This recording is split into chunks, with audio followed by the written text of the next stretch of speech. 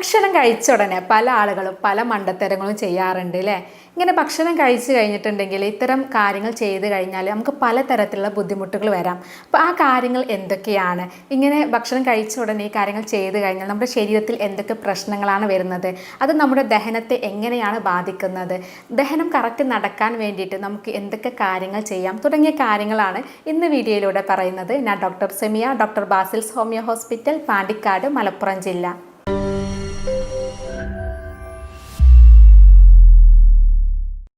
ഭക്ഷണം കഴിച്ച ഉടനെ ഏറ്റവും കൂടുതൽ ആളുകൾ ചെയ്യുന്ന വലിയൊരു മണ്ടത്തരാണ് ഉറക്കം എന്ന് പറയുന്നത്. അതല്ലെങ്കിൽ കിടക്കുക. ഭക്ഷണം കഴിച്ച ഉടനെ ഇങ്ങനെ കിടന്നു കഴിഞ്ഞിട്ടുണ്ടെങ്കിൽ നമ്മുടെ ദഹനം കറക്റ്റായിട്ട് നടക്കില്ല. ഇങ്ങനെ ദഹനം കറക്റ്റായിട്ട് നടന്നിട്ടില്ലെങ്കിൽ നമ്മൾ കഴിച്ച ഉടനെ കിടന്നു കഴിഞ്ഞിട്ടുണ്ടെങ്കിൽ ദഹിക്കാത്ത ഫുഡ് നമ്മുടെ അന്നനാളത്തിൻ്റെ ഭാഗത്തോട്ട് കയറി നമുക്ക് പുളിച്ച് തികട്ടൽ, നെഞ്ചിരിച്ചിൽ ഇങ്ങനെയുള്ള ബുദ്ധിമുട്ടുകളൊക്കെ വരാനുള്ള സാധ്യതയുണ്ട്. അപ്പോൾ നമ്മൾ വർഷങ്ങളായിട്ടോ അല്ലെങ്കിൽ മാസങ്ങളോ ഈ കാര്യങ്ങൾ ചെയ്ത് കഴിഞ്ഞിട്ടുണ്ടെങ്കിൽ ഇത് പലതരത്തിലുള്ള നീർക്കെട്ട് പോലെയുള്ള ബുദ്ധിമുട്ടിലേക്ക് നമുക്ക് വായിൽ പുണ്ണ് പോലെയുള്ള ബുദ്ധിമുട്ടിലേക്കൊക്കെ ഇത് നയിക്കാറുണ്ട്. അപ്പോൾ അതുകൊണ്ട് തന്നെ ഭക്ഷണം കഴിച്ച ഉടനെ കിടക്കുന്നത് നമ്മൾ ഒഴിവാക്കുന്നതാണ് നല്ലത്. ഇപ്പോൾ നമ്മളൊരു ഉദാഹരണം പറയുകയാണെങ്കിൽ, ഇപ്പോൾ നമ്മൾ വാഷിംഗ് മെഷീനിൽ നമ്മൾ ഡ്രസ്സ് അലക്കാൻ വേണ്ടി ഇട്ട് കഴിഞ്ഞിട്ടുണ്ടെങ്കിൽ നമുക്കറിയാം അത് നിവർത്തി വെക്കുന്ന സമയത്താണ് കറക്റ്റായിട്ട് അതിൻ്റെ പ്രവർത്തനം നടക്കുന്നത് അല്ലേ? എന്നാൽ ഈ വാഷിംഗ് മെഷീൻ നമ്മളൊന്ന് ചെരിച്ച് വെച്ചാൽ എന്ത് സംഭവിക്കും? അതിൻ്റെ പ്രവർത്തനം കറക്റ്റ് നടക്കില്ല. അത് തന്നെയാണ് നമ്മുടെ ആമാശയത്തിന് സംഭവിക്കുന്നത്. നമ്മൾ കിടക്കുന്ന സമയത്ത് ദഹനം മന്ദഗതിയിലാവുകയാണ് ചെയ്യുന്നത്. അപ്പോൾ അതുകൊണ്ട് തന്നെ ഇത്തരം മണ്ടത്തരങ്ങൾ ചെയ്യുന്നുണ്ടെങ്കിൽ ഭക്ഷണം കഴിച്ച ഉടനെ ഒരിക്കലും കിടക്കരുത്. ഭക്ഷണം കഴിച്ചതിന് ശേഷം ഒരു 2 മണിക്കൂർ, മിനിമം 2 മണിക്കൂറെങ്കിലും കഴിഞ്ഞതിന് ശേഷമാണ് നമ്മൾ ഉറങ്ങേണ്ടത്. എന്നാൽ ചില ആളുകൾ പറയാറുണ്ട് അത്ര സമയമൊക്കെ ടൈം എടുക്കാൻ കഴിയില്ല, തിരക്കാണ് എന്നൊക്കെ പറയാറുണ്ട്. അങ്ങനെയുള്ളവരാണെങ്കിൽ മിനിമം ഒരു 45 മിനിറ്റെങ്കിലും റെസ്റ്റ് കൊടുത്തതിന് ശേഷം വേണം നമ്മൾ കിടക്കാൻ. അതുപോലെ തന്നെ ഭക്ഷണം കഴിച്ച ഉടനെ ചെയ്യുന്ന മറ്റൊരു പ്രശ്നമാണ് കുളിക്കുക എന്നുള്ളത്. ചില ആളുകൾ വിചാരിക്കാറുണ്ട് കുളിച്ചാൽ എന്താ പ്രശ്നം, ഭക്ഷണം കഴിച്ച ഉടനെ കുളിക്കുന്നത് ഇത്ര പ്രശ്നമാണോ എന്ന് ചിന്തിക്കാറുണ്ട്. എന്നാൽ നമ്മൾ ഭക്ഷണം കഴിച്ച ഉടനെ കുളിക്കുന്ന സമയത്ത് സംഭവിക്കുന്നത്, നമ്മൾക്ക് ഭക്ഷണം കഴിക്കുമ്പോൾ നമ്മൾ ആ ഡൈജഷനൊക്കെ നടക്കുന്ന സമയത്ത് നമ്മുടെ ബോഡി ഒന്ന് ഹീറ്റാവും. ഈ ഹീറ്റാവുന്ന സമയത്താണ് നമ്മൾ നേരെ പോയിട്ട് തണുത്ത വെള്ളം മേലൊഴിക്കുന്നത്. ഇങ്ങനെ തണുത്ത വെള്ളം മേലൊഴിക്കുന്ന സമയത്ത് നമ്മൾ ബ്ലഡ് സർക്കുലേഷൻ കുറയും. ഈ ബ്ലഡ് സർക്കുലേഷൻ കുറയുമ്പോൾ നമ്മുടെ ഡൈജഷൻ ലേറ്റ് ആവും, ദഹനം കറക്റ്റ് നടക്കില്ല. നമ്മൾ ദഹനം കറക്റ്റ് നടന്നിട്ടില്ലെങ്കിലും ഇതുപോലെയുള്ള ഗ്യാസിൻ്റെ ഇഷ്യൂസും നെഞ്ചിരിച്ചിലും പോലെയുള്ള ബുദ്ധിമുട്ടുകളൊക്കെ വരാനുള്ള സാധ്യതയുണ്ട്. അതുകൊണ്ട് തന്നെ ഭക്ഷണം കഴിച്ച ഉടനെ കുളിക്കുന്നത് ഒഴിവാക്കുന്നതാണ് ഏറ്റവും നല്ലത്. ഭക്ഷണം കഴിച്ച ഉടനെ ഇങ്ങനെ കുളിച്ച് കഴിഞ്ഞിട്ടുണ്ടെങ്കിൽ നമുക്ക് ദഹന പ്രശ്നങ്ങൾ മാത്രമല്ല, നമുക്ക് ഓക്സിജൻ പുറത്തേക്ക് എടുക്കുന്നതും അതുപോലെ ഉള്ളിലേക്ക് വലിക്കുന്നതും നമുക്കൊരു ബുദ്ധിമുട്ട് വരും. ഇത് ശ്വാസകോശ സംബന്ധമായിട്ടുള്ള പ്രശ്നങ്ങളിലേക്കും നയിക്കാറുണ്ട്. അപ്പോൾ ഇത്തരം ശീലങ്ങൾ നമ്മൾ പൂർണ്ണമായിട്ട് തന്നെ ഒഴിവാക്കുന്നതാണ് നല്ലത്. അതുപോലെ തന്നെ നമുക്ക് ഭക്ഷണം കഴിച്ച ഉടനെ ചെയ്യുന്ന മറ്റൊരു മണ്ടത്തരാണ് വ്യായാമം എന്ന് പറയുന്നത്. ഇങ്ങനെ വ്യായാമം ചെയ്ത് കഴിഞ്ഞിട്ടുണ്ടെങ്കിൽ പല ആളുകളും ചിന്തിക്കുക ഭക്ഷണം കഴിച്ചാൽ നന്നായിട്ട് വ്യായാമം ചെയ്താൽ ദഹനം കറക്റ്റ് നടക്കുമല്ലോ എന്നുള്ളത്. എന്നാൽ അങ്ങനെയല്ല. നമ്മൾ ഓൾറെഡി നമ്മുടെ വയറിൽ ആമാശയത്തിൽ നല്ല ഹാർഡ് വർക്ക് നടക്കുന്നുണ്ട്, അതായത് ദഹനം കറക്റ്റ് നടക്കുന്നുണ്ട്.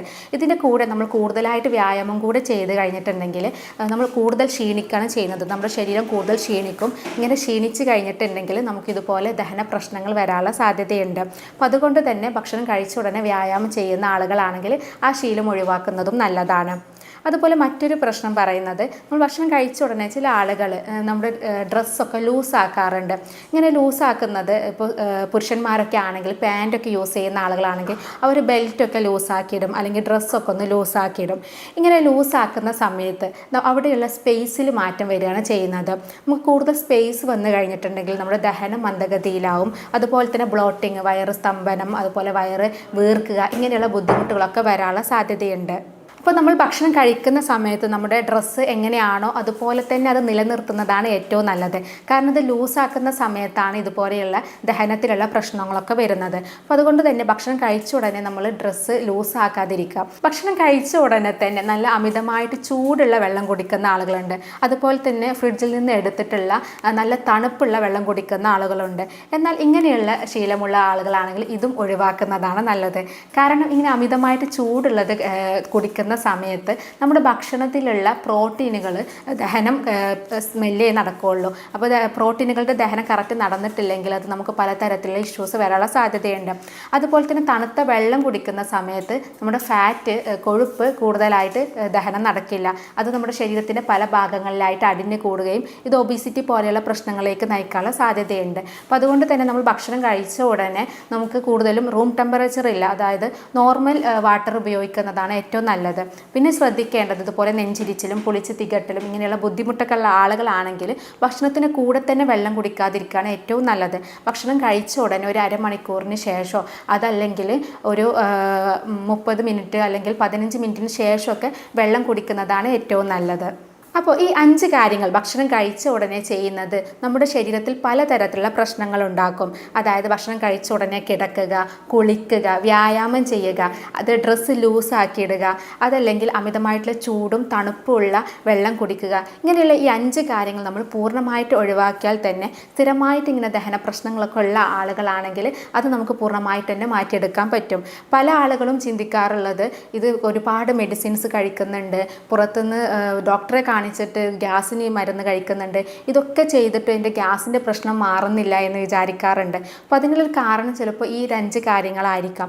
ഈ 5 കാര്യങ്ങൾ നിങ്ങൾ ചെയ്യുന്നുണ്ടെങ്കിൽ തീർച്ചയായിട്ടും അത് ഇപ്പോൾ തന്നെ നിർത്തുക. ഇങ്ങനെ നിർത്തിക്കഴിഞ്ഞാൽ തന്നെ നിങ്ങളുടെ ഗ്യാസിൻ്റെ ഇഷ്യൂസൊക്കെ നമുക്ക് മാറ്റിയെടുക്കാൻ പറ്റും. അപ്പോൾ ഞാൻ നേരത്തെ പറഞ്ഞു ഇങ്ങനെയുള്ള കാര്യങ്ങൾ ചെയ്ത് കഴിഞ്ഞിട്ടുണ്ടെങ്കിൽ പലതരത്തിലുള്ള ആരോഗ്യ പ്രശ്നങ്ങൾ വരാം. അതിൽ നമ്മൾ നേരത്തെ പറഞ്ഞത് തന്നെ നെഞ്ചിരിച്ചിൽ, പുളിച്ച് തികട്ടൽ ഇങ്ങനെയുള്ള ഇഷ്യൂസ് വരാം.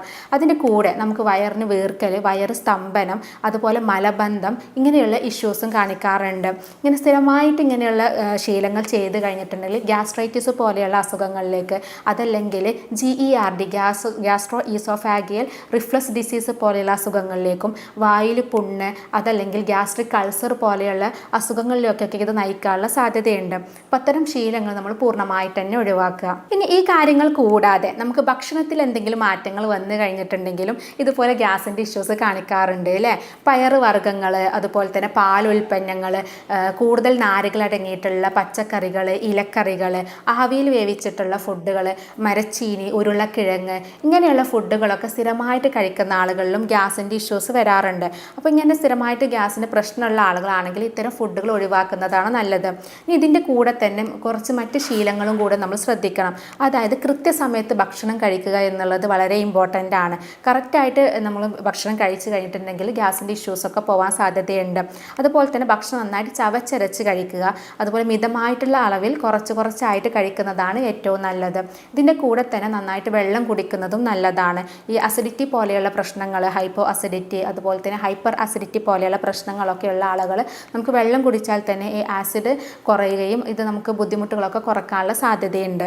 ഇനി ഇത്തരത്തിലുള്ള ഗ്യാസിൻ്റെ ഇഷ്യൂസ് വന്നു കഴിഞ്ഞിട്ടുണ്ടെങ്കിൽ അത് നമുക്ക് ഗ്യാസ്ട്രൈറ്റിസോ അല്ലെങ്കിൽ GERD പോലെയുള്ള അസുഖങ്ങളോ അല്ലെങ്കിൽ വയറിൽ അൾസർ പോലെയുള്ള എന്തെങ്കിലും അസുഖങ്ങളിലേക്ക് മാറിയിട്ടുണ്ടോ എന്ന് നോക്കാൻ വേണ്ടിയിട്ട് നമുക്ക് പല ടെസ്റ്റുകളും ചെയ്യാം. H. പൈലോറി ഇൻഫെക്ഷൻ എന്തെങ്കിലും അണുബാധയുണ്ടോ എന്ന് നോക്കാൻ വേണ്ടിയിട്ട് നമുക്ക് റാപ്പിഡ് യൂറിയസ് ടെസ്റ്റ് ചെയ്യാം, അതുപോലെ തന്നെ എൻഡോസ്കോപ്പി എടുക്കാം. ഇങ്ങനെ ചെയ്ത് കഴിഞ്ഞിട്ടുണ്ടെങ്കിൽ നമുക്കറിയാൻ പറ്റും.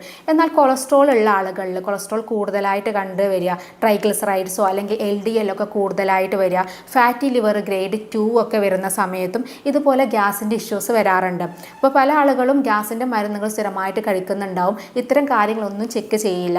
അപ്പോൾ നമുക്ക് പിന്നീട് നമ്മൾ കൊളസ്ട്രോളൊക്കെ നോക്കുമ്പോഴായിരിക്കും ഇതൊക്കെ ഹൈ ആയിട്ട് കാണുന്നത്. അപ്പോൾ കൊളസ്ട്രോൾ കൺട്രോൾ ചെയ്ത് കഴിഞ്ഞാൽ തന്നെ, അല്ലെങ്കിൽ ഫാറ്റി ലിവറിൽ ഫുഡൊക്കെ കൺട്രോൾ ചെയ്ത് ഫാറ്റി ലിവർ ഗ്രേഡ് 2 ഒക്കെ കുറച്ച് കഴിഞ്ഞാൽ തന്നെ നമുക്ക് ഇത്തരത്തിലുള്ള ഗ്യാസിൻ്റെ ബുദ്ധിമുട്ടുകൾ കുറയാറുണ്ട്.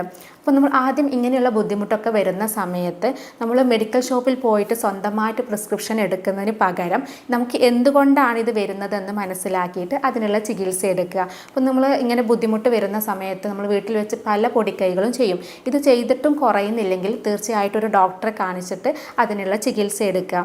ഇനി ചികിത്സയിലേക്ക് വരികയാണെങ്കിൽ ഇതിന് ഫലപ്രദമായിട്ടുള്ള ചികിത്സ ലഭ്യമാണ്. ഇതുപോലെയുള്ള നെഞ്ചിരിച്ചിൽ, പൊളിച്ച് തികട്ടൽ, GERD പോലെയുള്ള ബുദ്ധിമുട്ടുകൾ, ഗ്യാസ്ട്രൈറ്റിസ്, വയറിന് അൾസർ ഇങ്ങനെയുള്ള ബുദ്ധിമുട്ടുകളൊക്കെ നമുക്ക് ഭക്ഷണം കഴിച്ച ഉടനെ ഈ നേരത്തെ പറഞ്ഞ ശീലങ്ങളൊക്കെ ചെയ്ത് കഴിഞ്ഞിട്ടുണ്ടെങ്കിൽ ഇങ്ങനെയുള്ള ബുദ്ധിമുട്ടുകളൊക്കെ വരാൻ സാധ്യതയുണ്ട്. അപ്പോൾ അതുകൊണ്ട് തന്നെ ഇത്തരം പ്രശ്നങ്ങൾ വന്നു കഴിഞ്ഞിട്ടുണ്ടെങ്കിൽ നമുക്ക് അതിനുള്ള ചികിത്സ ചികിത്സ വളരെ ഫലപ്രദമായിട്ടുള്ള ചികിത്സ ലഭ്യമാണ്.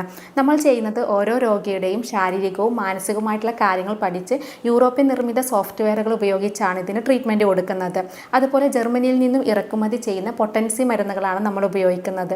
അതുകൊണ്ട് തന്നെ ഇത്തരം രോഗങ്ങൾ നമുക്കത് പൂർണ്ണമായിട്ട് തന്നെ മാറ്റിയെടുക്കാൻ പറ്റാറുണ്ട്. അപ്പോൾ ഇത്തരം അസുഖത്തെക്കുറിച്ച് എന്തെങ്കിലും സംശയങ്ങളോ അതല്ലെങ്കിൽ കൂടുതൽ എന്തെങ്കിലും ചോദിക്കാനുണ്ടെങ്കിൽ താഴെ കാണുന്ന നമ്പറിൽ വാട്സപ്പ് ചെയ്യാവുന്നതാണ്. സ്നേഹത്തോടെ doctor Semiya, doctor Basil's homeo hospital, Pandikkad, Malappuram ജില്ല.